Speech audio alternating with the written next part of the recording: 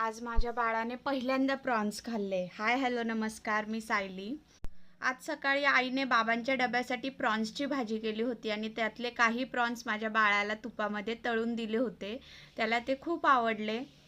आद्विकने पहिल्यांदा माशामधला प्रकार खाल्ला, पण त्याला तो खूप आवडला.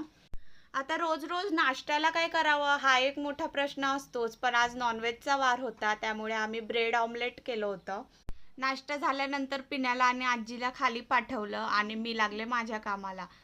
हे भांड्यांचं काय गणित आहे मला काही कळत नाही. दिवसभरातून 10 जरी भांडे घासले तरी तेवढेच भांडे साठतात. असो, ह्याला काही पर्याय नाहीये, त्यामुळे मी माझं पटकन आवरून घेतलं. माझ्या सासरी कोणी नॉनव्हेज खात नाही, पण मी आणि माझी बहीण दोघी जर माहेरी आलो तर आम्ही खातो. कारण आम्ही दोघी लग्नाच्या आधीपासून नॉनव्हेज खातो, त्यामुळे आईकडे आल्यावर सगळं चालतं.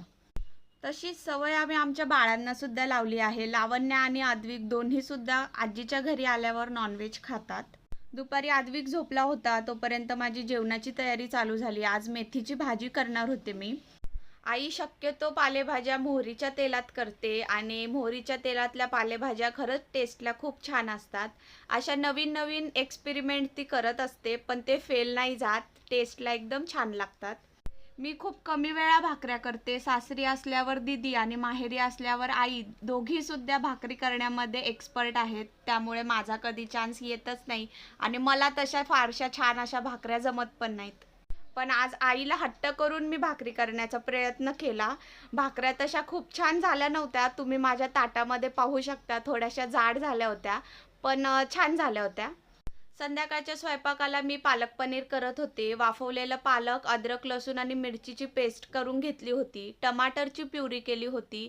काही खडे मसाले घेतले होते. कांदा बारीक चिरून घेतला होता आणि पनीरचे क्यूब्स घेतले होते.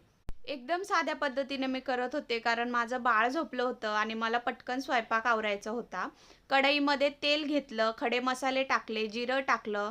जिरे आणि खडे मसाले चांगले तडतडले की त्यामध्ये बारीक चिरलेला कांदा टाकला. कांदा व्यवस्थित फ्राय होऊ द्यायचा. इथे मी तुम्हाला बाळासाठी शिरा करून ठेवला होता ते दाखवत होती. कांदा व्यवस्थित गोल्डन ब्राऊन झाला की त्यामध्ये टमाटरची प्युरी टाकायची. टमाटर चांगलं शिजलं की त्यामध्ये सगळे मसाले टाकायचे. त्यानंतर पालकची जी आपण प्युरी केली होती ती टाकायची आणि पनीर टाकायचं. असं साध्या पद्धतीने मी पालक पनीर केलं होतं. सकाळी फेल गेलेल्या भाकऱ्यांच्या प्रयत्नानंतर मी संध्याकाळी फुलके करायला घेतले. फुलके करायला तर घेतले, पण थोड्याच वेळात आद्विक उठला. त्याला कसं तरी नादी लावला आणि मी माझं काम पूर्ण केलं. दिवसाच्या शेवटी फुलक्यांचा प्रयत्न मात्र छान झाला. भेटूया उद्या. Okay, bye.